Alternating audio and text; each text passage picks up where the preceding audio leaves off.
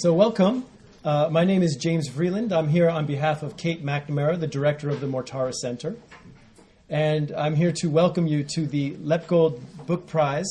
I want to thank first and foremost the prize committee who put in many hours of hard work, as well as the administration of the Mortara Center for coordinating this excellent event and the prize as well.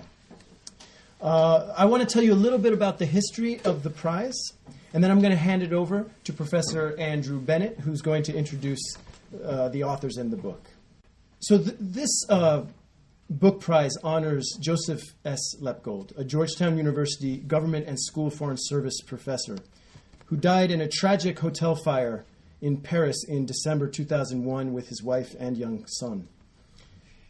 The prize was established by his colleagues here at Georgetown to honor exceptional contributions to the study of international relations, with a particular emphasis on the resolution of critical policy changes for books published each calendar year.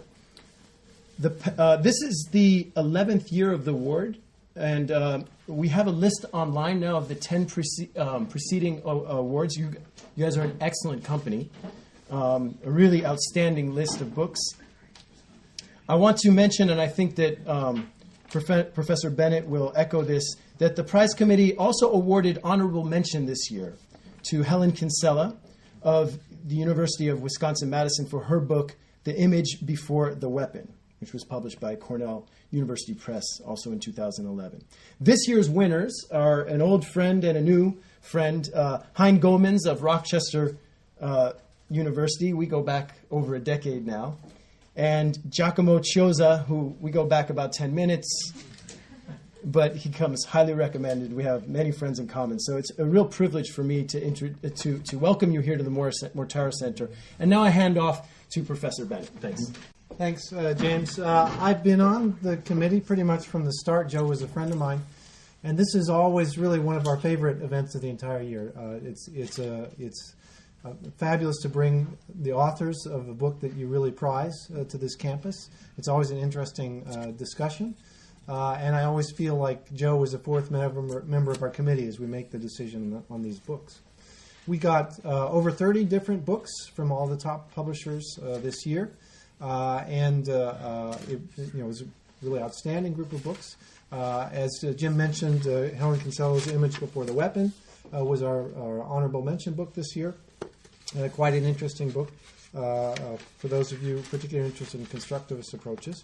But there was one book that really stood out, and that was Leaders and International Conflict by Giacomo Goemans and Giacomo Chiozza. This book is really exactly the kind of book we look for when we look for the prize. As Michael Brown, who was one of the early members of the committee before he moved to George Washington University, used to say, we're looking for an A-plus book with an A-plus problem, puzzle, and an A-plus answer, and A-plus methods. And, that's asking a lot. And this is one of those books. It's multi-method. It uses statistical analysis of an original database, and the database itself is quite a contribution. It's being used already broadly in the field. It also includes some case study analysis of cases from Central America over an 80-year period. And it poses a really interesting puzzle, which is how do the incentives of leaders affect their propensity to go to war? In fact, we had a talk here on campus by Steve Krasner, also to honor Joe Lepgold, and he had just come from a stint at, I think he spent time both at the State Department and the National Security Council. And I said, my first question to him, because I was moderating the talk, was, Steve, what did you learn from your experience that you didn't already know from your academic work? And he said, individuals matter. Right? Now, only an academic could convince themselves that they didn't matter, when it came to the decisions of war and peace. And so for a lot of us, it's just, yes, of course. But for him, it was a revelation. And for many in the field, it's a revelation, too. And the book is framed against a field that spent a lot of time looking at structural explanations, systemic explanations and domestic politics explanations focused on institutions. But really, these authors get at the nexus between institutional incentives and the personal incentives of leaders. And they really come up with a quite convincing and compelling explanation for how the likelihood of either irregular removal from office through coup or other kinds of means versus regular removal from office versus elections has a big effect on leaders' decisions to go to war. And they also come up with some really interesting mechanisms that might explain these patterns, where leaders might fight for survival, where they send off rivals to the battlefield to divert them and get them out of the way, maybe even get them killed if they're lucky, or gambling for survival, where they gamble on a war that may or may not succeed, but if it succeeds, then they'll be in good position. If it loses, well, they were at risk of losing office or perhaps their lives anyway, so at least they're no worse off. Whereas leaders that face regular removal from office by electoral means and don't face sanctions after that are much less likely to go to war. And they show this not only statistically, but through the very interesting and detailed case studies. And it has policy implications as well, which I expect they'll say something about. But it's quite significant that we've just gone through a leadership transition in China, that's at least through some kind of regular process, an orderly process, not a democratic one, but it's not at the end of a barrel of a gun as some leadership transitions have been in the past. And that matters. And it may even matter for long-term prospects for diminishing likelihood of war in the system. So let me invite the authors up to accept the Lepgold medal for this really outstanding book. This is a medal in the likeness of Joan Lepgold. It's not often outside the Academy Awards you get to wear something like this, so let me present you for this medal. And let me present you also. In fact, since we're two authors, you can put them on each other.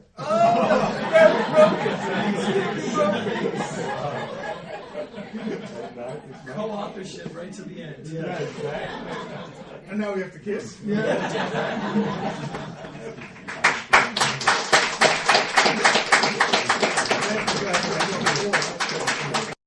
Giacomo, you go first. Yeah, sure. Thank you very much. It is an honor and privilege to be here to receive this award that honors the life and work of Professor Lepgold. I would like to thank Jim Vreeland and Andy Bennett for the nice words of introduction for us. And I'd like to, first of all, to thank all the people who created this award that, as I said, commemorates the life and work of Professor Lepgold. All the friends and colleagues and institutions that created this. I would like to thank Professor Kate McNamara, who is not here today, who is director of the center where the prize is housed. And I would like to thank the selection committee for, Hein and I were happy about the book. Our names are spelled correctly. And we are glad that also liked what there is behind the covers. And I would like to thank all of you here that have come here to listen to us and share this moment with us. And finally, I would like to thank my friend and co-author, Hein Goemans, and without whom this would not have been possible.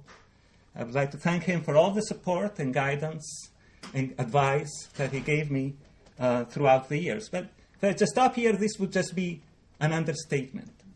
Because through his example and his scholarship, Hein showed me what this profession is about.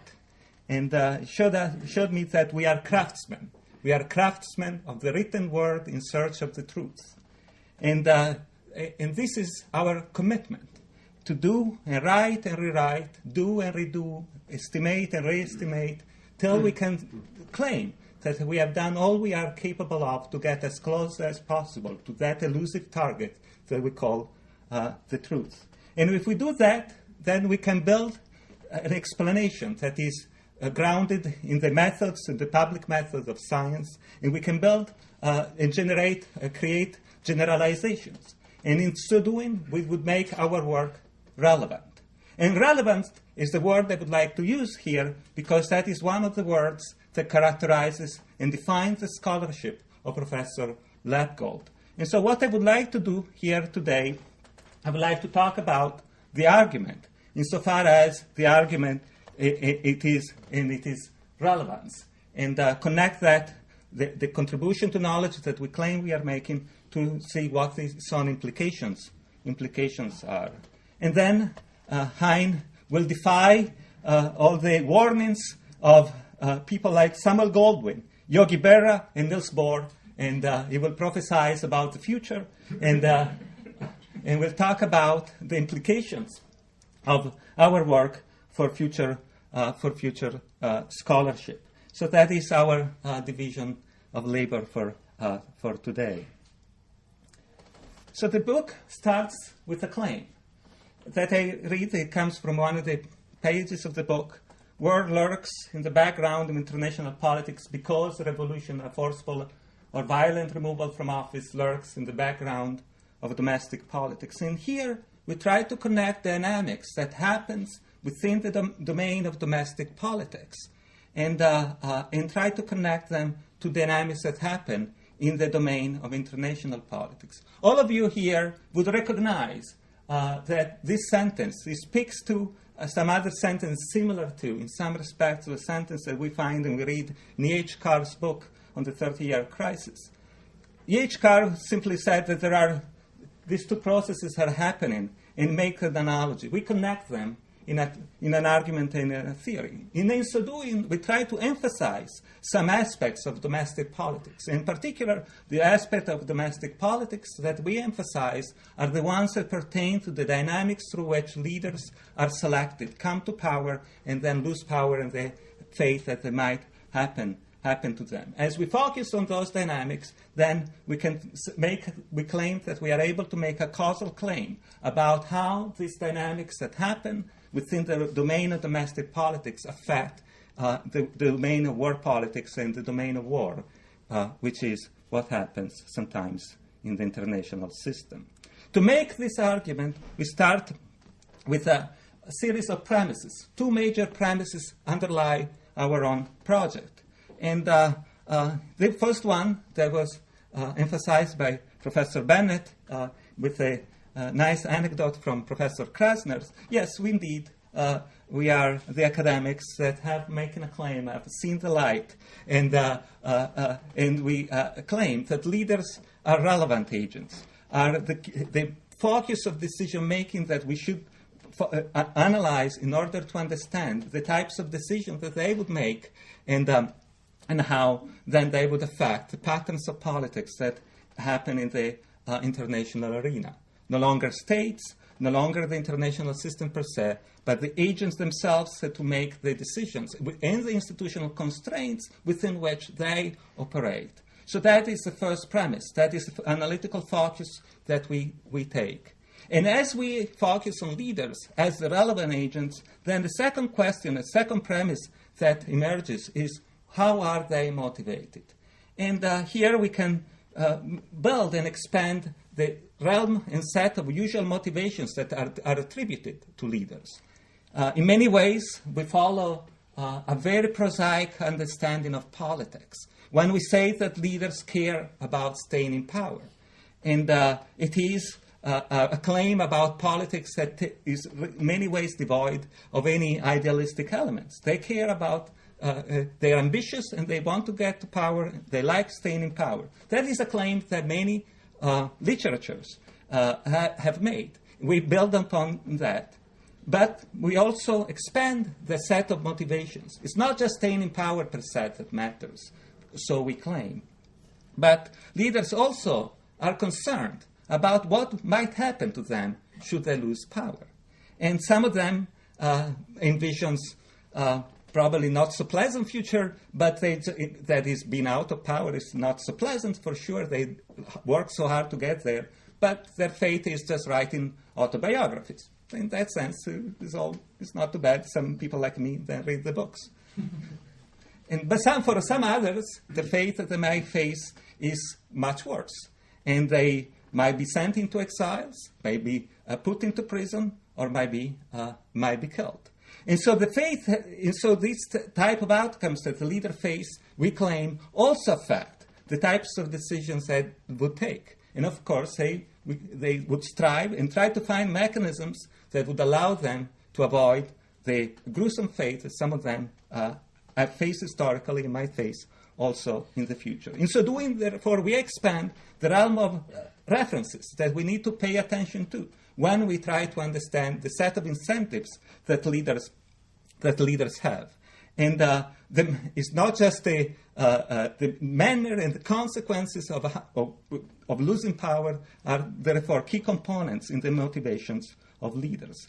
Building upon these premises, then we generate what we call a theory of international conflict. They make a distinction that generates a dichotomy, specifying and looking at different processes through which leaders might lose office. And we illustrate how those two mechanisms, a regular, peaceful, or constitutional removal, is usually associated with writing autobiographies, as opposed to a forcible, violent removal from office that is usually associated with death, imprisonment, or exile. And therefore, we make a distinction about the conditions under which leaders who might face a regularized, constitutionalized, and peaceful process of removal, the conditions under which they might lead them to decide to resort to conflict or use force in the international system. We illustrate that for leaders that envisions a peaceful removal from office, conflict doesn't have much to offer to them for their own two key motivations that we have imputed to them. And in so doing, we generate this proposition that we call peace through insecurity. That is, at this point, a slogan, but it is really a slogan that turns a venerable proposition in the study of international conflict on its own head. Diversionary war theory would tell us that insecurity would generate war. And therefore, we challenge that claim for leaders that face a regular, peaceful, or constitutional process from office. But the pattern that we envision and we illustrate is quite different for leaders who expect instead a forcible removal from office. And for them, we emphasize and identify two different processes, two different mechanisms. They would fight for survival, or they would gamble for survival, exactly as Professor Bennett was emphasizing a moment ago. There is, when your head is on the line, the extreme measures might be taken. And one of them is resorting into international conflict. By sending possible coup plotters to the front, leaders removing the threat they might be facing in the short term. By sending and starting an international conflict and generating a victory, they might regenerate the sense of purposefulness and legitimacy and sense of capability that would reconsolidate their own a weaker hand on power. And so in so doing, therefore, conflict might serve a purpose for leaders who care about staying in power and for leaders who are concerned about the fate they might face. And from this theory, we try to illustrate this theory and test this theory in a variety of manners, using a multi-method approach. There is not only one way to do things, because the processes that we analyze require much more. And so we try to go as great lengths as we could in order to see whether these arguments that we make about leaders and the way in which the types of institutions within which they operate and the kind of expectations that they have about their future out of power would affect their own decision in the international arena. So that is what we have tried to do. And then here I would like to ask a question. What are the implications of this work? From the explanations about the behavior of leaders in the international arena and the generalizations about the conditions under which leaders might decide to go to war, what kind of implications can we generate? And here the scholarship of Professor Lepgold comes to our own help, because Professor Lepgold has distinguished three types of knowledge. There is instrumental knowledge, contextual knowledge, and non-instrumental knowledge. In all of this, if we look at these three dimensions of knowledge, we can see, we can try to use these three dimensions of knowledge in order to understand the implications that would follow from our own argument. The first one, instrumentally, we might ask ourselves, what shall we do for leaders that have started wars, that have committed major violation of human rights? Shall we punish them? And here we can see how the incentives, our own quest for justice, might lead us to claim that the answer should be affirmative. But here, if we think, we'll remind ourselves of one of the claims that Wael Gohem, one of the leaders of the Tahrir Square rallies, after being successful in removing Hosni Mubarak from power, he said, "Justice is not my goal. Punishment is not my goal. I just want the money back. Other peoples might have different agendas." And sometimes when we think about this and let them go, is something that makes us uncomfortable. But on the other hand, the claim that we are making here is that leaders that face punishment might be deciding to hold on and trying to fight in order to avoid that gruesome fate. In this manner, the type of knowledge that we are generating, the implications we are deriving from our work, speaks to one of the lines in Samuel Huntington's famous treatise on the third wave of democratization, that Professor Huntington wrote in 1991, quote, "Do not prosecute, do not punish, do not forgive, and above all, do not forget." In this respect, Professor Huntington was making an argument about the future of democracy. We are extending that argument, those implications from the theory we are generated, also to the case of international conflict. There is also a second set of implications that we can derive. We have been distinguishing two processes through which leaders come to power, exercise their own power, and then leave. The institutions through which leaders come and are replaced are of central importance. Several scholarship, and most recently Steven Pinker, in his own masterpiece, The Better Angels of Our Nature, have emphasized how the emergence of the Leviathan, the state as an organization that has the monopoly of power over a territory, has been a force for peace in the world. But at the same time, if the Leviathan has controlled violence, the issues that we need to have is that we also need to tame the Leviathan, i.e. we need to tame the processes through which leaders come to the peak of power in the state. That is indeed what our work is emphasizing. For countries like the United States that get involved in processes of state building and transformation of institutions, that is what would be important to focus on. Create mechanisms through which leaders can come to power and leave without facing punishment. And therefore, in so doing, we'll be taming the Leviathan. There is quite an idea of politics that underlies this claim. And here we can go back to a claim that Professor William Riker had in some of the early pages of this book, Liberalism Against Populism, where he connects so many of the institutions that define our way of life in a constitutional democracy. And he connects them exactly to the fact that those were mechanisms for leaders to protect themselves in case of while losing office. Certainly, if we think about that, the instrumental nature of those protections of civil rights and civil liberties that we have, we might find that argument somewhat distasteful. And but on the other hand, the outcome that it would generate is a quite positive outcome, insofar as by creating institutions that protect and leaders, when they lose power, therefore we generate something that not just protects our own civil liberties, as Professor Riker was saying, but also might lead to peace in the international arena. So those are the implications that I wanted to bring to your own attention here, and that might then serve as a basis of conversation afterwards. And now I'll leave it to Hein. So first, a word. Also, I'm incredibly grateful to everybody who participated in the prize, and I must say that the Lepgold Prize is particularly kind of meaningful to me because I know that when I published my first book and was anxiously scouring the internet if anybody ever read it, that one of the very first hits of anybody who read it in the science class was Professor Lepgold, and I was like, it was a big deal for me. And I'm very grateful for that from him, and that he assigned it and took it serious, but I'm very grateful to everybody over here. Of course, Giacomo was completely wrong. I would have never have done this without him. I mean, this enormous thanks that I owe him. As you just saw on display, the clarity of mind and the power of the mind and the breadth of knowledge that Giacomo has is truly remarkable. And on top of that, he's just a really wonderful human being. It's been a privilege to work with him on so many fronts. I remember well how this started. There was a data set on leaders that somebody had created for somebody else. The person who created it was, by the way, Giacomo. But for somebody else, I won't mention the name.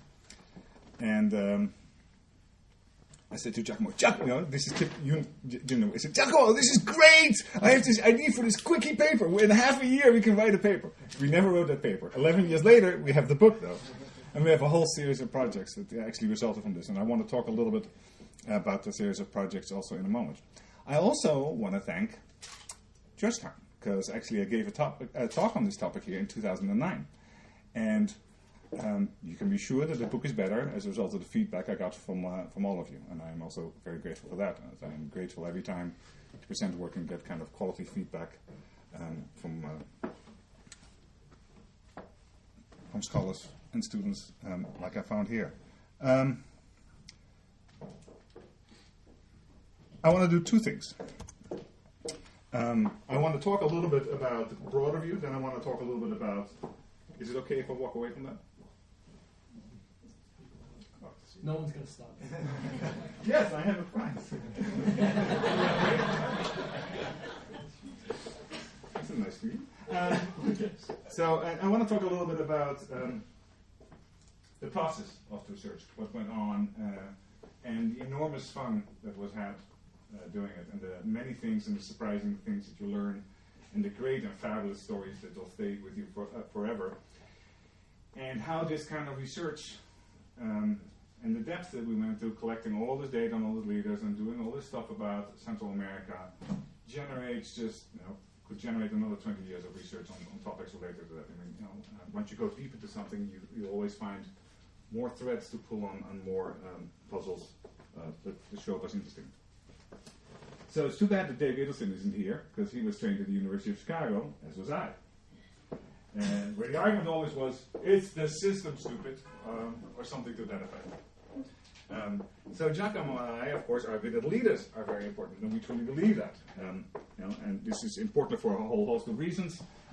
We can see leaders actually act, talking about methodological individualism, and we can actually trace their behavior. If we say that the United States acted like this because of that, how do you trace it? How can you actually show it? You can actually show leaders making decisions and saying, I do this because I want to avoid that, or I do this because I like that better than the alternative, so you can actually trace it. But the punchline, as Giacomo and I, of course, talked about, is like, we're never going to convince the realists. Never, ever. Because they're going to say, like, well, your stuff is just the residual. Most of the variance in international conflict is explained at the level of the international system. But we can test that. And we did. So this is a hierarchical model where for each level of analysis, the system, is it multipolar, is it tripolar, is it bipolar? The state, that can be any kind of thing. It can be democratic, it's capitalist, whatever. Or the individual leader, and the residual one is the individual leader over time. How much of international conflict is explained at each level? Now, we deliberately put this in almost the very last page of the book, hoping that John Morisheimer wouldn't come to that and skip that little part. Because I think to me it's a very powerful kind of statement that most of the variance is clearly at the level of the leader and clearly at the level of the leader over time. Which fits very well with our argument that it's not just something about a leader that he has red hair or blonde hair or glasses, but there's something that's going on during his tenure which affects decisions to get involved in international conflict or not. It's in the back of the book, but I think it's a big punchline. Most of the variance, and this is true not just for international conflict. It may also be true for nuclear proliferation, which you'll be quite surprised to hear. Mike Horowitz has done work on that. A lot of variation in international politics that we can consider interesting. Most of the variation is explained at the level of the leader. And intuitively, that's pretty simple to explain, right? The system is bipolar for 50 years, right? That's a constant. The country is democratic for 50 years. It's a constant. You cannot explain variation with a constant, which is what I always tell my grads and my undergrads. There's lots of variation in leaders. Leaders stay in power between a year, 2 years. The constraints that geared them also change over time. So there's lots more variation at the legal level. Now, no wonder that leaders are better at explaining variation at the international level. So it's just a purely kind of practical kind of point of view. But to get to that, we had to collect all this stuff on leaders, which was a fun project.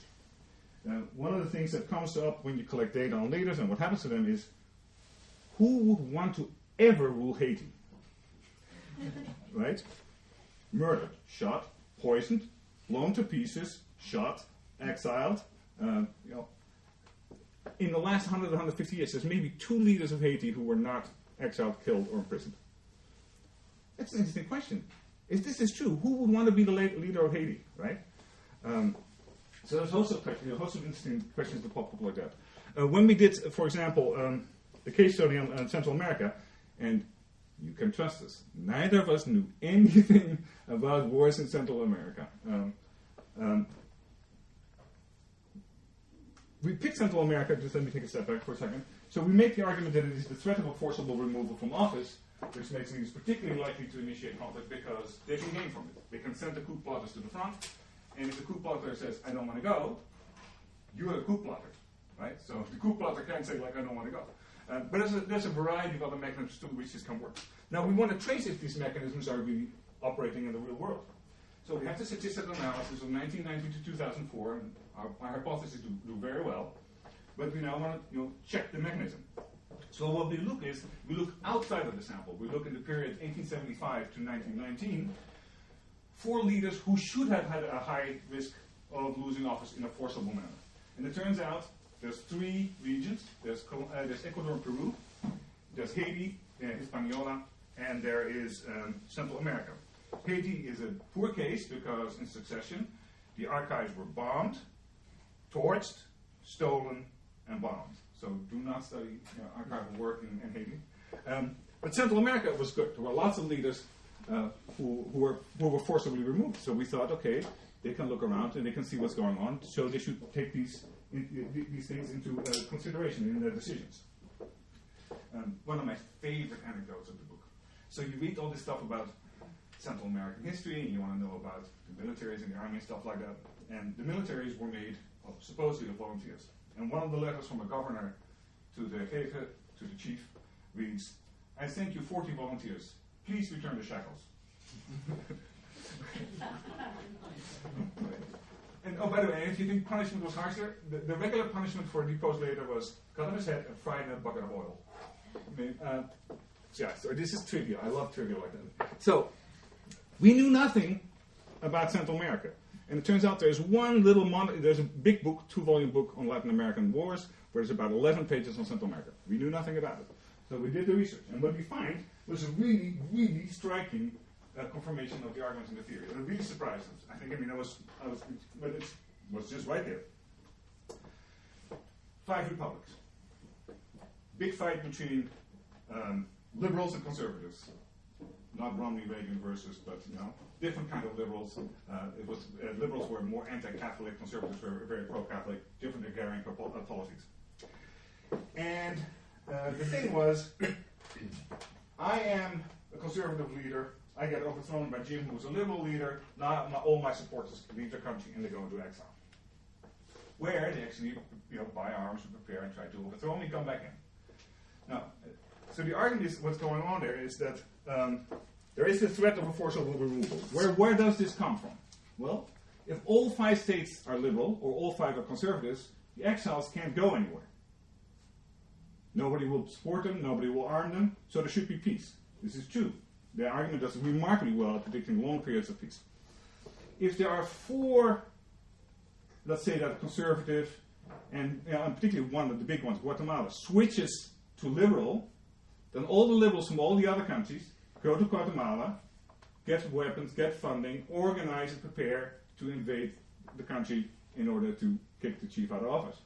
The chief from El Salvador or from Nicaragua or Honduras invades Guatemala to prevent it. And this story happens over and over again. It doesn't predict all wars, but it predicts a great majority of them, really to my surprise. There's, of course, another one of my favorite anecdotes about Central America, the crazy wars where I think his name was Carlos Fonseca of Nicaragua, famous drunk, was co-leader or leader of Nicaragua at the time, gets very upset at the president, starts shelling the presidential palace, goes to the front, still drunk, and sees some vague soldiers in blue, and since Nicaraguan soldiers wear blue uniforms, he says, oh, we're already there and invaded. Turns out it was just a tiny little unit of the Honduran army forces, where we just happened to be a different shade of blue, which he didn't notice because he was so drunk. So he invades, and 5 steps into the country, he gets shot. Oh. That war, I cannot predict. I do not claim to predict it. I don't think it's possible. So there's just lots of fun to do this. And there's lots of fun in tracing these stories and going to the details and collecting the data.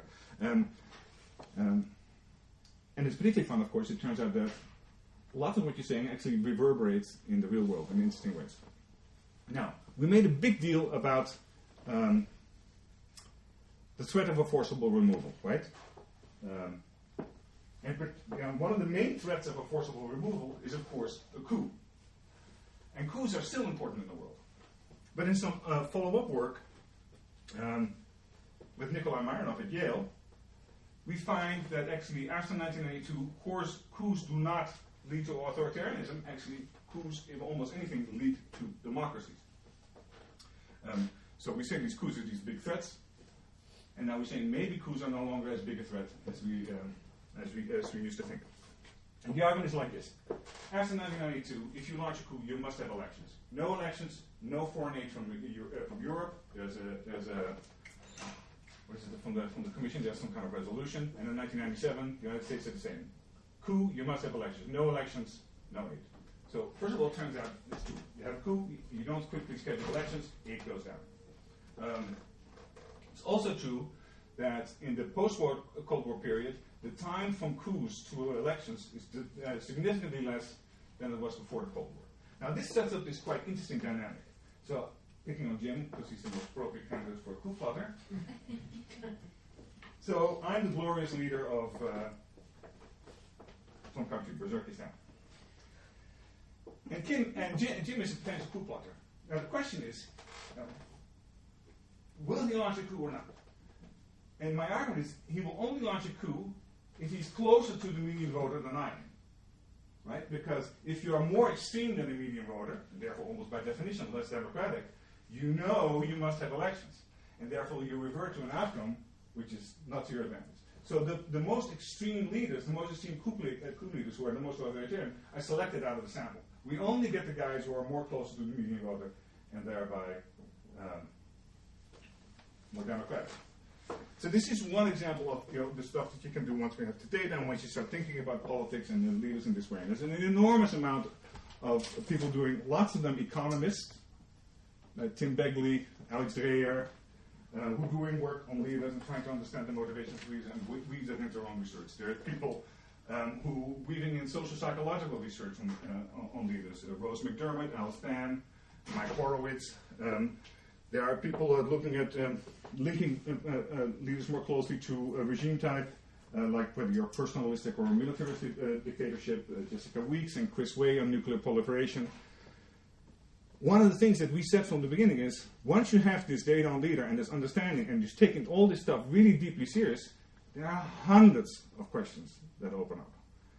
And I think that I speak for Giacomo that we would hope that you pick some interesting ones and kick them. Thank you. Excellent.